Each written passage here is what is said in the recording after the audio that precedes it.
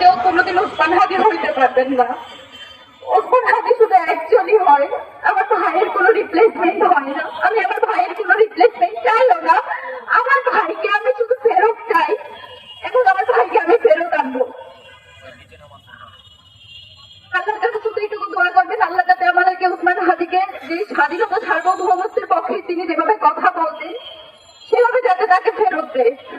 আর আপনাদের সবার উদ্দেশ্যে বলে, এখানে সকল রাজনৈতিক দল মত সবাই উপস্থিত আছেন, আপনারা গত 1 বছর ধরে আওয়ামী লীগ পালিয়ে যাওয়ার পরেও আপনারা যে কাজটা করতে পারেন নাই, আপনারা কালচারাল সিটিজেনকে অ্যাড্রেস করতে পারেন নাই। বাংলাদেশে শুধুমাত্র একটা মানুষ পেরেছিল এবং আজকে সেটার প্রতিকার তাকেই ভালো দিতে হচ্ছে।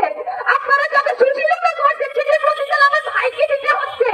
আপনারা কিভাবে মিডিয়াকে তথ্য সংগ্রহের মাধ্যমে বারবার যে ন্যারেটিভ উৎপাদন করছে সেটার প্রতিকার যে আপনারা স্বপ্নকে উৎপাদন করছেন সেটার প্রতিকার আমার ভাইকে দিতে হচ্ছে। আমরা কিচ্ছু বলে যাচ্ছি না। আমরা জানি মিডিয়াতে কে কে উল্লাস করেছে। গত 2 দিন আমাদের চোখে শুধু অশ্রু দেখতেছেন, আমাদের বুকের ভিতরে পারুল সেটা আপনারা এখনো দেখেন নাই।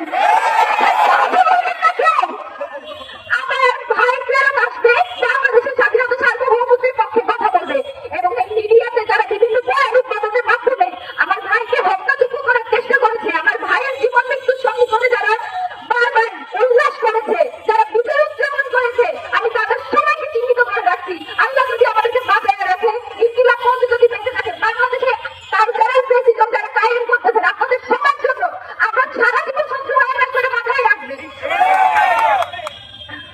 আমি আপনাদের কাছে এটাই দোয়া করবো, আপনারা যে যেখানে আছেন, আমরা আওয়ামী লীগের প্রতি সবসময় সবাই এক থাকি। আমরা এটুকু এক্সপেক্ট করি আপনারা ভোটের রাজনীতির জন্য প্লিজ আমাদের এই সব যে কয়টা মানুষ আছে, যে কয়টা মানুষ এখনো দেশের স্বাধীনতা সার্বভৌমত্বকে টিকায় রাখার জন্য যুদ্ধ করে যাচ্ছে, সেই কয়টা মানুষকে প্লিজ আপনারা বিসর্জন দিয়ে না নিজেদের এই ঠুনক ভোটের কারণে। বাংলাদেশের স্বার্থ আপনাদের এই ভোটের চেয়ে অনেক বেশি, আপনাদের নিজস্ব যে ব্যবসা বাণিজ্য সেসবের চেয়ে অনেক বেশি বাংলাদেশের স্বাধীনতা সার্বভৌমত্বের চিন্তা সেটা প্লিজ আপনারা বিসর্জন দিবেন না, সেটা বিক্রি করে দিবেন না।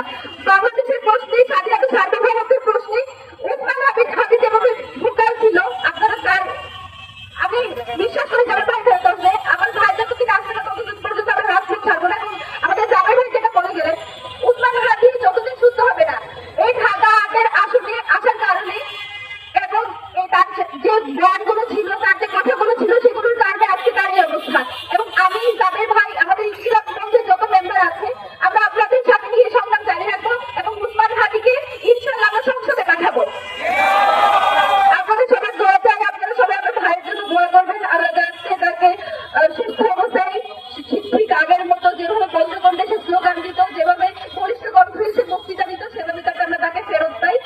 আমার ভাইয়ের জন্য দোয়া করবেন। আর কিছু বলার মতো শক্তি সাহস নেই। আল্লাহ হাফেজ।